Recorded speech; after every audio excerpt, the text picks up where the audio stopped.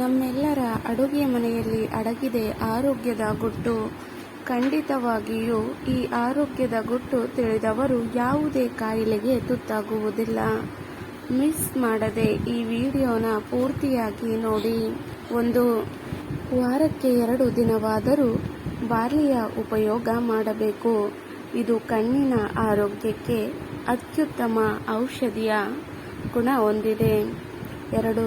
ನುಗ್ಗೆಕಾಯಿಯ ಎಲೆಗಳನ್ನು ಯಾವುದಾದರೂ ರೂಪದಲ್ಲಿ ದಿನನಿತ್ಯದ ಅಡುಗೆಗಳಲ್ಲಿ ಬಳಸುವುದರಿಂದ ಅಧಿಕ ಕೊಲೆಸ್ಟ್ರಾಲ್ ಮಟ್ಟವನ್ನು ಕಡಿಮೆ ಮಾಡಿಕೊಳ್ಳಬಹುದು.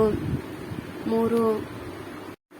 ನಿಮಗೆ ಏನಾದರೂ ರಕ್ತಹೀನತೆಯ ಕೊರತೆ ಇದ್ದಲ್ಲಿ ನೀವು ಬಾರ್ಲಿಯ ಗಂಜಿಯನ್ನು ಸೇವಿಸುವುದರಿಂದ ರಕ್ತಹೀನತೆಯನ್ನು ನಿಯಂತ್ರಣದಲ್ಲಿಟ್ಟುಕೊಳ್ಳಬಹುದು. 4.